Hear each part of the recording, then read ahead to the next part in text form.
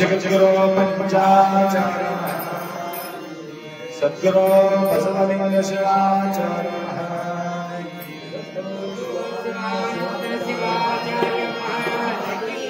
संत शिरोमणि मन्मस्वामी महाराज वैराग्य अक्कमादेवी माता की जय। त्रैलोक्य संपदान्यमल्लिकनवित्ते सच्चिदानन्दरूपाय शिवाय ब्रह्मणे नमः। यामाहुः सर्वलोकानां प्रकृतिं शास्त्रपारगा तां धर्मचारिणीं शम्भो प्रणमामि परशिवम्। वागर्थमिव सम्पृक्तो वागर्थ प्रतिपत्तये जगतपितरौ वंदे पार्वती परमेश्वरौ। त्रिकालवंदनीय प्रातस्मरणीय पूज्य गुरुवर्यांचं स्मरण करून सुक्षेत्राधिपती मन्मथ माऊली माऊलीचा पावन सानिध्यात शिवपूजा करण्याकरता उपस्थित सर्व भक्तांच्या साक्षी स्वरूप शिवाचा स्मरण करून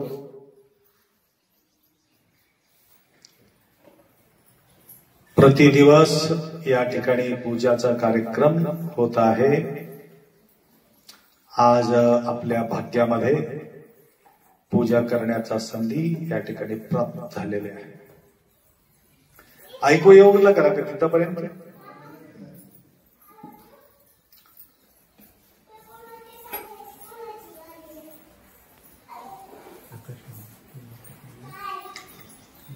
भाग्यवान व्यक्तीला भगवंताचा सेवा करण्यासाठी संधी मिळते.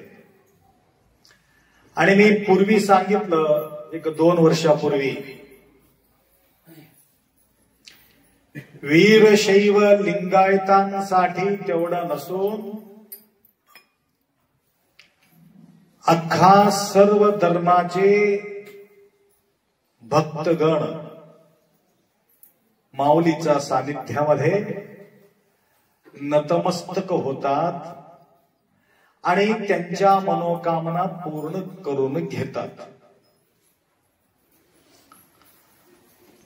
काही ठिकाणी आपण पाहतो लांबूनच दर्शन होते. माऊली तसं नाही, एकदम आत घेऊन तुम्हाला उराला लावून घेतात. अशा एक प्रकारच्या माऊली आहे मनमत. कारण मी सांगितलं 4 गोष्टी. कपिलाधार सुक्षेत्र, कामधेनु कल्पवृक्ष. कलियुगामध्ये लक्षात आलं का? कलियुगात कल्पवृक्ष कुठं मिळते, कामधेनु कुठं मिळते, बघितले का? कामधेनु कल्पवृक्ष. कामधेनु कल्पवृक्ष म्हणजे तुम्ही जे मनोकामना करणार आहे त्या मनोकामना ते पूर्ण ते करत असतात. कामधेनु कल्पवृक्ष हे पुराणातील गोष्ट आहे. परंतु या भारताच्या भूतलावरती हे 4 गोष्टी एक ठिकाणी मिळतात. परंतु मागण्याची पद्धती लागते. सगळ्यांना हे साध्य नाही, सर्वांना हे साध्य नाही, सगळ्यांच्या गोष्टी ऐकत नाही.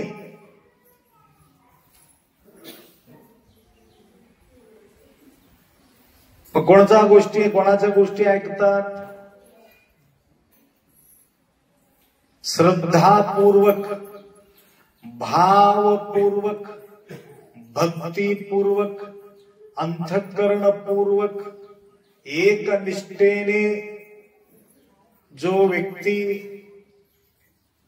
या माऊलीच्या सानिध्यामध्ये आशुतोष भगवान भोलेनाथांचं प्रेमपूर्वक पूजा करतो,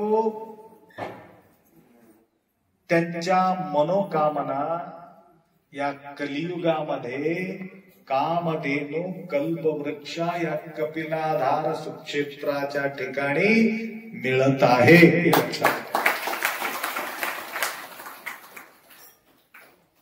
फक्त यांच्या सानिध्यात बसून भक्तीपूर्वक त्यांच्या आराधन करायचंय. म्हणून माऊली काय मागितलं? मनमत माऊली, मला काहीच लागणार नाही, फक्त माझा सानिध्यात येणारे जे भक्त आहे त्यांच्या शुद्ध मनोकामना, निष्कलंकित स्वभाव आहे, जो निष्कलंकित आहे, मागण्यामध्ये त्यांच्या अर्थ आहे. काही देवाजवळ असे लोक राहतात, दुश्मनचं वाटळ हो दे मनमत माऊली म्हणून मागणारे राहतात. दुश्मनचं सत्यानाश होऊ दे. परंतु माऊली काय म्हटलेले माहितीये का? जे दुष्ट दुर्जन अमंगळ त्यांच्या हृदय होवो निर्मळ, कलिकाळ सकळ निरसोनी. आग लावणाऱ्याला सुद्धा त्यांचं कल्याण होते म्हटले. लक्षात आलं का? आमचा अहित पाहणाऱ्यांना सुद्धा त्यांच्या हित होते म्हटलेले. म्हणून या ठिकाणी मागणी करायचं असेल तर अशी गोष्टी मागणी करायचं नाही. सगळ्यांचं कल्याण हो, सगळ्यांचा भला हो असं म्हटलं तर आपलं कल्याण झाल्याशिवाय राहणार नाही. म्हणून सहना भवतु सहनौ भुनक्तु सह वीर्यं करवावहे तेजस्विनावधीतमस्तु मा विद्विषावहे. ओम शांती शांती शांती. बघा मागणी कसं आहे. इथं तुमच्या संसारासाठी तुमच्या स्वतःसाठी मागणी करत असेल तर मनमत माऊली पूर्ण करत नाही. मागणी करायचं असलं तर माझा सोबत आलेले सगळ्यांचा कल्याण हो दे, इथं बसलेले सर्वांचा भला हो. म्हणून सहना भवतु म्हटलेले आहे. सर्वांचा रक्षणा कर. सहना भवतु सहनौ भुनक्तु. कोणीही उपास राहता कामा नये. मला तूप पोळी भेटत असेल, मला भज्जी भेटत असेल, जिलेबी भेटत असेल, सगळ्यांना भेटू दे. तुमच्या थालीमध्ये एक जिलेबीचं तुकडं पडलं, सगळ्यांच्या थालीमध्ये पडलेली आहे की नाही परीक्षा करून नंतर घ्यायचं. एकाच्या ह्याच्यामध्ये बी पडला नसला तर तुमच्यामधलं अर्धा काढून त्यांना द्यायचं. वाढो लोकी, सर्वांना वाडा म्हटलंय. सहनौ भुनक्तु, सगळ्यांचा पोट भरू दे. फक्त मनुष्याचा नाही, पशु पक्षी जीव जंतू जे जीवराशी आहे सगळ्यांचा पोट भरू दे. सहवीर्यं करवावहे. पहा इकडं, त्या माडीवर चढून सगळे येऊ दे. मग सगळे माडीवर चढून यायचं असलं तर काय पाहिजे? गुडगा मजबूत पाहिजे. काय काय लोकांना होत नाही, खाली बसून राहतात. काय करावं महाराज, मी वर यावं म्हणलो परंतु माझा गुडगा साथ देत नाही. पर मागणी काय घातले? सहवीर्यं करवावहे. सगळ्यांना ऊर्जावान बनवा, वीर्यवान बनवा, शक्तिशाली बनवा. कोणी खाली राहता कामा नये, सगळे वर चढून येऊ दे. बघा, शक्ती द्या म्हणले त्यांनी. तेजस्विनावधीतमस्तु. कोणाचाही वाणीमध्ये दोष राहता कामा नये. प्रेमपूर्वक शब्द वापरायला पाहिजे, अपशब्द कधीही निघता कामा नये. ऐकू लागले का माय सगळे? शिव्या द्यायचंच नाही. शिवशिव म्हणायचं या तोंडातून शिव्या कधी जमत नाही. एक बी शिव्या तुम्ही दिल्या, तुमचं पारायण गेलं, तुमचं जप गेलं, तुमचं तप गेलं, तुमचं दान गेलं, तुमचं सगळं बर्बाद होऊन गेलं. द्यायचंच नाही. ऐकलं ठीक आहे, ऐकणं गेलं तर जाऊ दे, काय करायचं. तुम्ही रागानं बोलत तर अजिबात ऐकत नाही. गोडगोडीनं बोलत तर काहीतरी थोडं काम होतील. आम्हाला वाटते रागानं बोले की काम होते म्हणून, त्यांना काहीतरी फळामा करून निघून जाते. लक्षात आलं का? करवावहे वदीतमस्तु. सगळ्यांच्या वाणी शुद्ध असावं, प्रेमळ असावं, गोड असावं. लक्षात आलं का? संसार वाटोळा कशाला झालेले माहितीये का? बोलण्यामुळंच. स्वैरिक झाल्यानंतर स्वैरिक तुटले. कशामुळं? बोलण्यामुळंच. फक्त मोबाईल मध्ये ते बी डायरेक्ट नाही, डायरेक्ट नाही, मोबाईल मध्ये बोलाबोलीमध्येच खालीवरी होऊन गेले. तू मला आवडत नाही, दंड भरायला तयार आहे, परंतु माझा तुझ्यासोबत जमत नाही. बघा, एक नवीन सिस्टम झाली आता. टेस्टिंग करायचं असेल तर मोबाईल देऊन टाकायचं, जमते की जमणं त्याच्यामध्येच ओळखून घ्यायचं. लक्षात आलं का? म्हणून वदित मस्तो मा विद्विषाव, हे कुठल्या प्रकारचा द्वेष त्या ठिकाणी होता कामा नये. अशा प्रकारच्या मागणी मन्मथ माऊली मागितलेले. त्यांच्या सानिध्यात येऊन या प्रकारचे अनुकरण आपण केलो तर तुमच्या येणारा जो वर्षी तुमच्या मनोकामना बिलकुल पूर्ण होणार म्हणजे होणार आहे. लक्षात घ्या. परंतु अशा प्रकारचे संकल्प तुम्ही बाळगून या ठिकाणी पूजापाठ तुम्ही आतापर्यंत केला. बराच आंध्र, महाराष्ट्र, कर्नाटक, तेलंगणा या 4 राज्यातून भक्तगण आलेले आहेत. एकेकाचा गावचं नाव सांगत बसलो तर वेळ पुरत नाही. लक्षात आलं का? तर माझ्याकडे येणारे काही भक्त असं जुळलेले आहे. अनेक भक्तांच्या अनेक प्रकारच्या मनोकामना या ठिकाणी आल्यानंतर त्यांच्या पूर्ण झालेल्या आहेत. ऐकू येणार का सगळ्याला? कन्नड, कन्नಡ, ಕೆಲವೊಬ್ಬರ ಅಂತಾರ ತೆಲುಗು, ಕೆಲವೊಬ್ಬರ ಅಂತಾರ ಕನ್ನಡ, ಕೆಲವೊಬ್ಬರ ಮರಾಠಿ, ಕೆಲವೊಬ್ಬರ ಅಂತಾರ ಹಿಂದಿ. ಕರ್ನಾಟಕದಿಂದ ಎಷ್ಟು ಜನ ಬಂದಿರಿ ಕೈ ಎತ್ತಿರಿ ನೋಡೋಣ. ಕರ್ನಾಟಕ वोटिंग आहे आता सगळे उचला, सोडा खाली सोडा, बिड्री केळा. तेलंगाणा,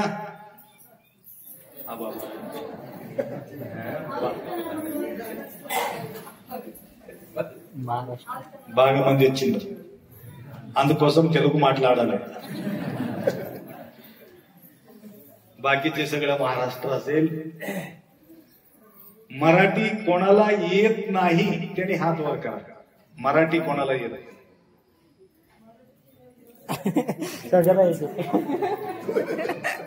मग कसं कळालं तुम्हाला? मराठीमध्ये बोललेले कसं कळालं?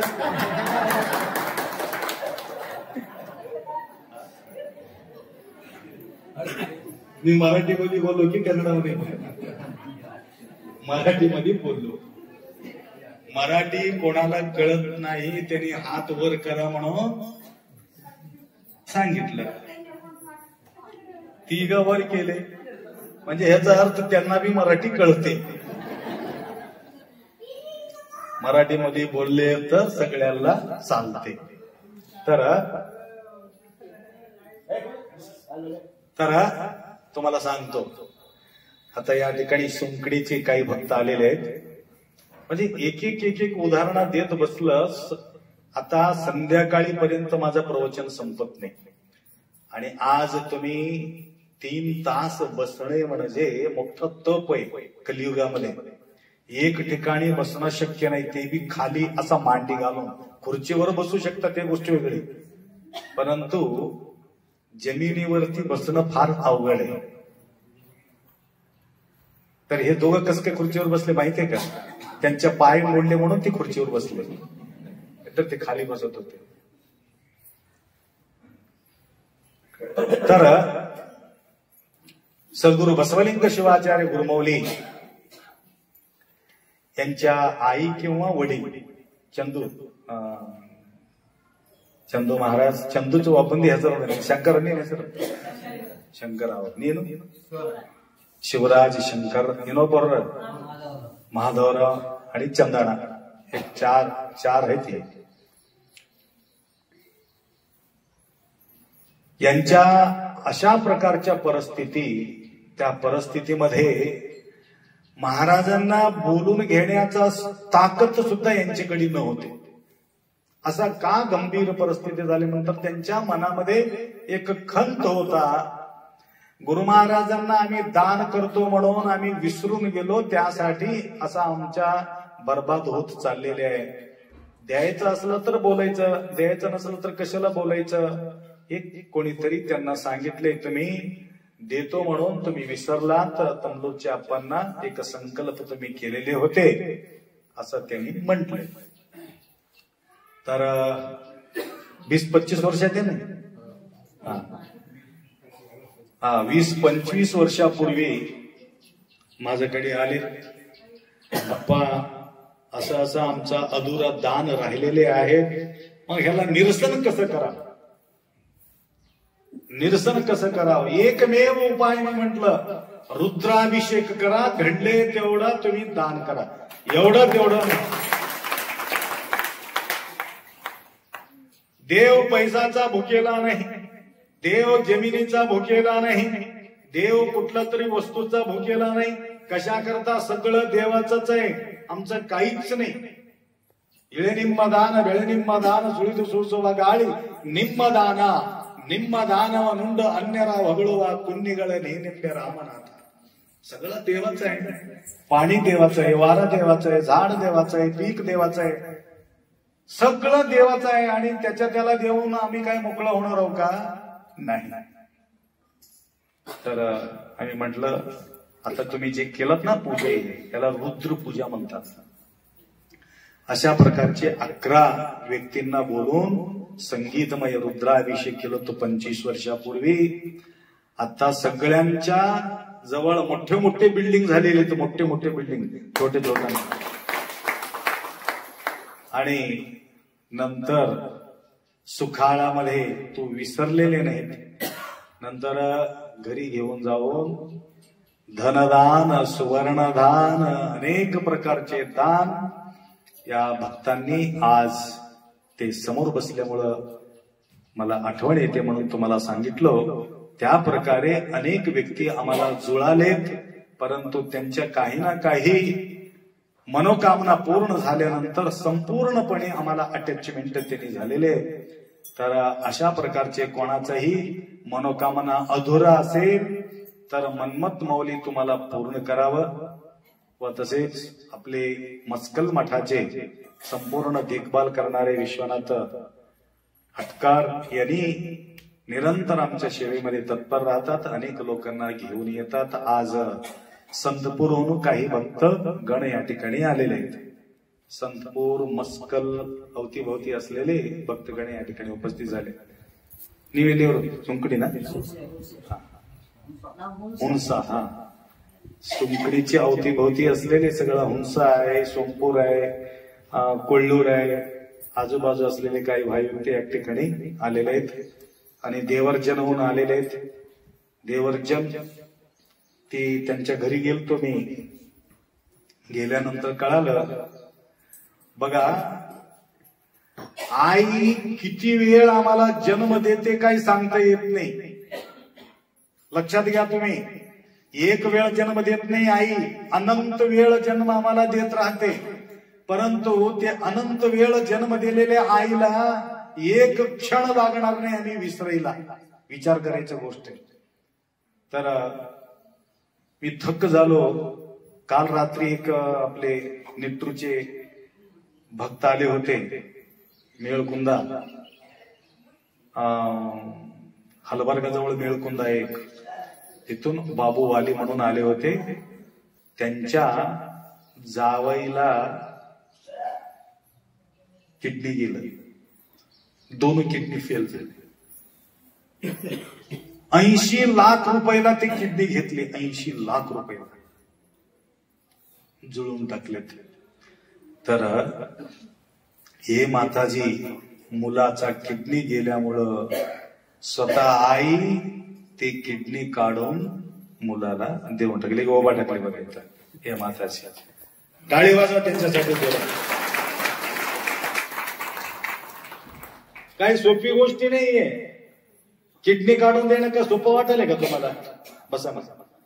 तर घरी घेऊन गेल्यानंतर म्हटलं, अप्पा माझ्यासाठी काही नाही, 2 मोत्यासारखं लेकरं आहेत. अजून काही गडबड झालं, अजून एक मुलाला बी काहीतरी झालं तर अजून एक असलेली किडनी मी देऊन टाकतो. सगळं जीवन त्यांच्यासाठी. एवढं त्या आईचं असते. आज ते आई सुद्धा या ठिकाणी त्यांची उपस्थिती झालेत, पूजामध्ये तत्पर आहे. एकाच किडनीवर जगते. तर आयुष्य, आरोग्य, ऐश्वर्य भगवंत त्यांना कृपा करो. अशा प्रकारचे त्याग करणारे अनेक माता आम्हाला पाहायला मिळतात. त्याच प्रकारे प्रत्येक वस्तूचं फार किंमत आहे. एक एक अवयव फार किमतीचं आहे. परंतु पैसा देऊन मोकळं होऊ शकतो माणूस, परंतु शरीरातील अवयव काढून देणं म्हणजे फार कठीण आहे. आणि अशा प्रकारचे त्याग करणारे आपल्या या भारताभूमीमध्ये आम्हाला पाहायला मिळतात. त्याचप्रमाणे मी सांगत बसलो तर वेळ पुरणार नाही. तरी प्रतिवर्ष अन्नदान करण्याकरता अनेक भाविक या ठिकाणी तत्पर राहतात. काल रात्री हिमायतनगर तिथे शिरंजनी म्हणून गाव आहे, डॉक्टर साहेब आहेत. तर डॉक्टर साहेब येऊ शकलेले नाही आणि मुलगा आणि आई दोनग या ठिकाणी आलेले आहेत. काल रात्री अन्नदानासाठी आम्हाला 5,000 रुपये अर्पण या ठिकाणी केलेले आहे. माताजींना गुरुमाऊलीचा आशीर्वाद असो. 14, 15, 16 वर्षापासून माताजी आमच्या सोबत जुळालेले आहेत आणि सेवेमध्ये तत्पर आहे. प्रतिवर्षी या ठिकाणी येऊन त्यांनी सेवा करत आहे. तर हे बी त्यांच्या कॉन्टॅक्ट अनेक प्रकारच्या वेदनापासून मुक्त होण्यासाठी माझ्याजवळ त्यांनी आलेत. त्या प्रकारे त्यांच्या जे जवळ म्हणजे अप्त मित्र म्हटल्यासारखं, अप्त मैत्रिणी म्हटल्यासारखं मोघाळीहून काही भक्त या ठिकाणी आलेले आहेत. भोकर तालुका अनेक प्रकारच्या सेवा घडतो व तसेच अंगरगर के महाराज अंगरगा महाराज जी परिवार का साथ आलेले आहेत. गुरुमाऊलीचा आशीर्वाद असो व तसेच राचप्पा स्वामी बोधन यांचेही सुद्धा आगमन या ठिकाणी झालेले आहे. तर असो, आता मी कोणाकोणाचं नाव घेतलो सगळ्यांचा थोडासा पुण्य कमी झालेलं आहे. ज्यांच्या नाव मी घेतलेले नाही त्यांच्या 100% पुण्य शिल्लक तसंच राहणार. मग कसं काय घेतले महाराज? आमचं बी नाव घ्यायला नको होतं आणि पुढच्या वर्षी तुम्ही मुद्दाम यावं म्हणून तुमचं नाव घेतलं. पुण्य वाढायला पाहिजे ना. असंच देत राहायचं, वाढत राहायचं. त्याप्रमाणे अनेक ओळखीच्या चेहरा आहेत. तरी सुद्धा तुमचं पुण्य कमी होऊ नये म्हणून मी बोलत नाही. त्याकरता कोणाकोणाला येणारा जो वर्ष आहे त्या वर्षी अन्नदान करायचं असेल तर तुमच्या भक्तीनुसार, तुमच्या शक्तीनुसार तर त्या ठिकाणी खाली जाऊन नोंद करायचं. जवळजवळ 20-25 वर्षापासून अनुष्ठान चालू आहे. 7-8 वर्षापासून या ठिकाणी कोणाला मी बोलत नाही. सार्वजनिक रूपानं आम्ही अनाउन्स करतो.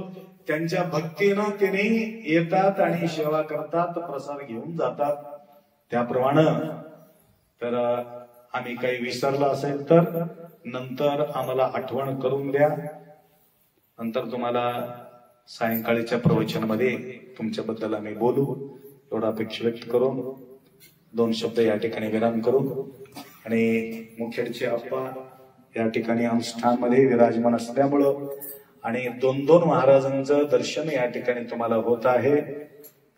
तर 3-3 महाराजांचं, एक मनमत माऊली, एक तंबलूरचे आप्पा, एक मुखेडचे आप्पा, 3-3 महाराजांचं दर्शन तुम्हाला या ठिकाणी होत आहे.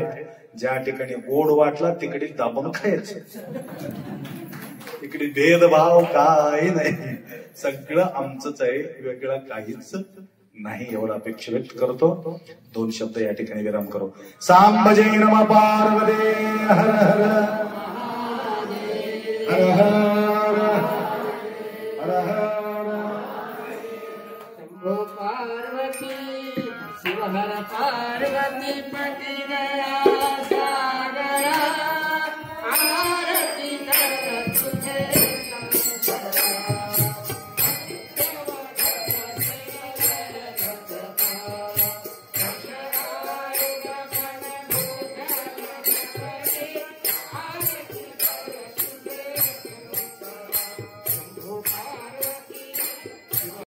आठवल्या